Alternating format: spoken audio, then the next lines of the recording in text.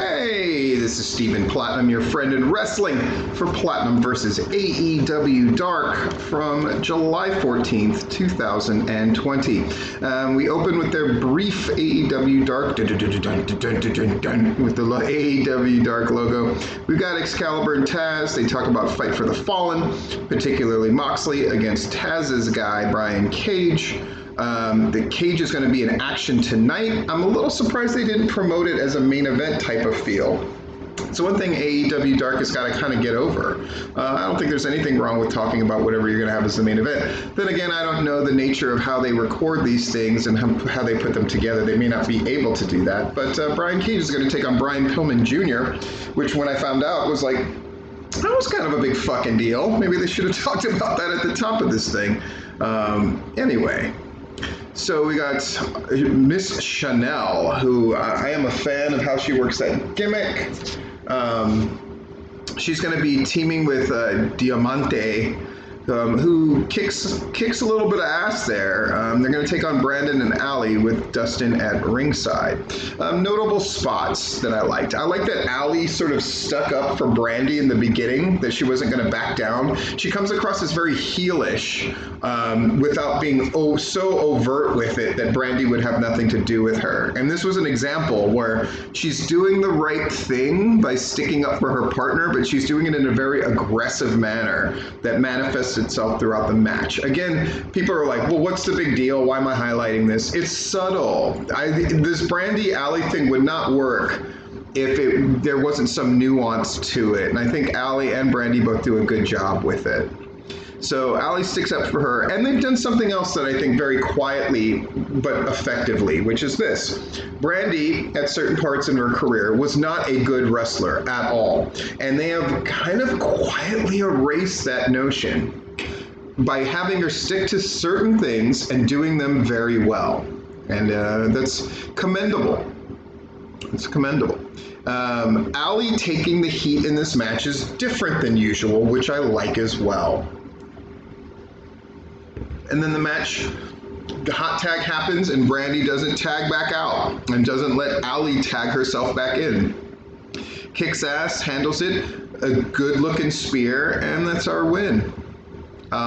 Chanel works that gimmick like there's no tomorrow. I want to see her on AEW Dark more and continue to do that. And Diamante is a good addition, especially to the Dark roster for now. So good stuff. I consider that AEW Dark is their true, like, sort of bullpen or players that are in development. AEW is still in kind of what you would call a rebuilding year if they've been around for a while, right? But they're still in the process of strengthening their roster, and I think having kind of a deep well to go to of people that can develop. Some will drop out, some they won't have interest in, some will go elsewhere. But I think it's a really great thing. I'm really interested in AEW Dark. That's why I spend time covering it and have for a long time. Match number 2, Robert Anthony, who they seem very high on, against Ricky Starks. Now, Ricky Starks, the last time he wrestled on Dark, I noted that he didn't give his opponent very much at all, which I did not like, and I don't think it makes him look stronger. He has a very competitive match with Robert Anthony here. Robert, in fact, who has my favorite move of the thing, which is he picks up Ricky Starks in not a bow and arrow, but maybe surfboard, the one where you completely get them off of the mat, and then flips it into a slam onto Ricky Starks' face, which looked really awesome. But Ricky Starks does win. Sean Spears promo. Again, I like that. 2 matches and a promo. I like it. The basic premise, he brings up a bunch of old names of guys who may or may not have used gloves, which is good. But then the essence of the promo is, I believe in me, which I like a lot.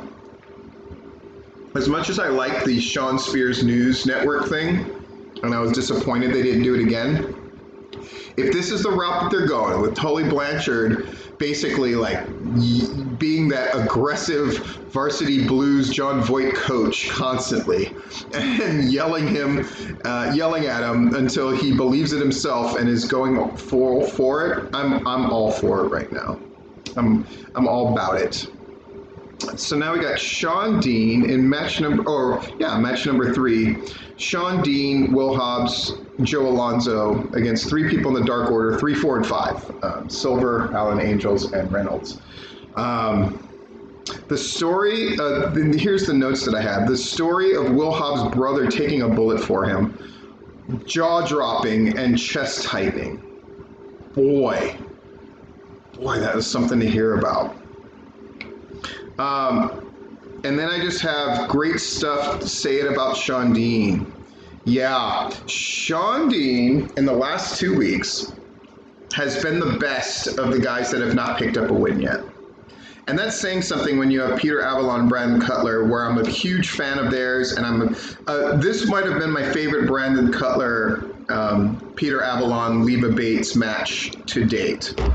But we're going to talk about that when it comes up. I want to talk about Shawn Dean. This is important stuff. Last week I highlighted something you can learn from each match. This time I want to really highlight about Shawn Dean. He put in work.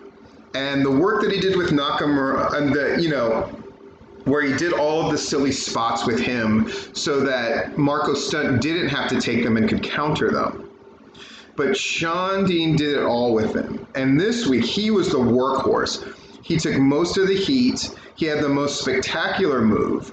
He was the only developmental guy to get a replay on his stuff besides Robert Anthony with that great fucking bow and arrow flippy slam thing. But Shawn Dean is laying it all out there. And he's putting AEW in a very interesting position where it seems remiss to not sign this guy.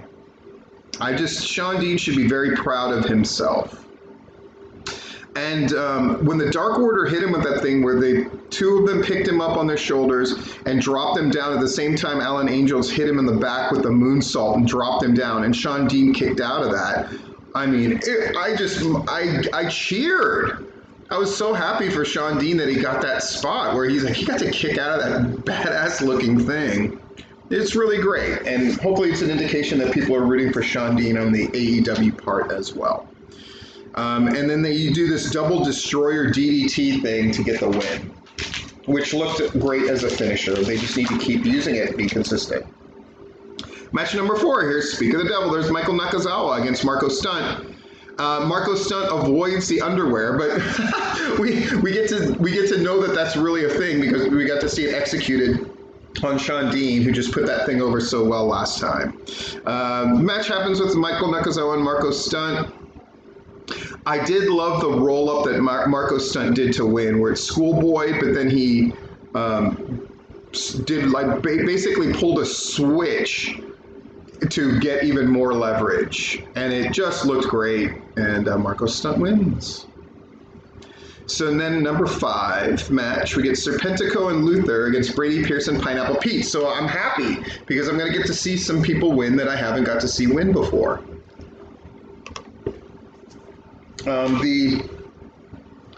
The finish, which was Serpentico with his double knees after Luther picked him up, looked fantastic. Everybody got to take various turns, working gimmick and doing their thing. I would say out of the 4, Brady Pierce, who on paper probably has the most upside long term. He's young, he's tall, that kind of thing.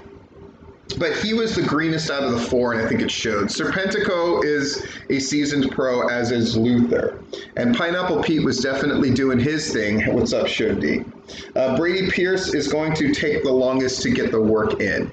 But Dark is the perfect place to do that.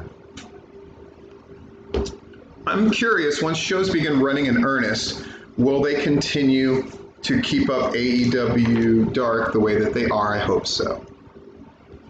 Number 6, the Jurassic Express, Jungle Boy and Luchasaurus against Peter Avalon and Brandon Cutler. I'm excited.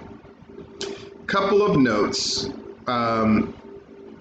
Jurassic Express 1, and I do like that swing them out into the cutter move that they do. Again, a lot of cutters in AEW though.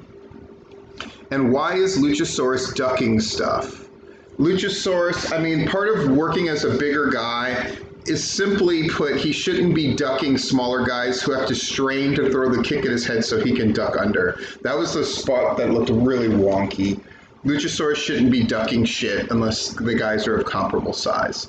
Small thing, I know I'm harping on it, but it's these small things that I think just make for a more effectively presented product and match. Leva hitting that Hurricane Rana, I lost my mind. Peter Avalon and Brandon Cutler continuing to find subtle and not so subtle ways to show improvement and progression as they continue to lose is noted by me, and I love it. And when they finally win, I am going to celebrate. I'm going to celebrate more than I did when the Mulkey brothers won that match against the fucking Conquistadors or whatever the hell it was. And I went nuts for that. And I'm old, so I remember that when it happened. But I will go as nuts or more so for Peter Avalon, Brandon Cutler. And it was great to see Leva get more and more involved each time and get involved in a physical way, which is stellar. Great. Then we get to our de facto main event, number 7 match. And I think 7's a good number. I think 9's already too many, and I think 11's ridiculous. I know I say stuff like that every time, but I just want to make that clear. Brian Cage with Taz in an FTW title match against Brian Pillman Jr. Not much to it. Pillman definitely gets his stuff in. He does look like a consummate pro, no doubt about it. He takes that crazy looking drill claw finisher, probably taking the best out of everybody. Though I thought it was notable that when they were showing Brian Cage destroying and how great he was in that Road to Fight for the Fallen that I reviewed, you should go listen to that most of the clips they showed were of Shawn Dean taking moves. Shawn Dean, and Griff Garrison are doing the greatest jobs, I think, right now out of guys that they could potentially sign out of this. And Brian Cage beats him with the drill claw, and that's that. And then after the match, very interesting to me, hits him with that double power bomb thing that always looks so brutal and video gamey, and then an F5. So we get it. Brian Cage, you're ready for fucking Moxley. Got it. And in fact, we promote that match, Brian Cage versus Moxley, but we don't promote the rest of Fight for the Fallen because I think they realize that if you're watching AEW Dark, you're going to be watching tonight AEW Dynamite / Fight for the Fallen. Anyway, this has been Stephen Platinum. Thanks for listening. I'm your friend in wrestling, and this has been Platinum versus AEW Dark.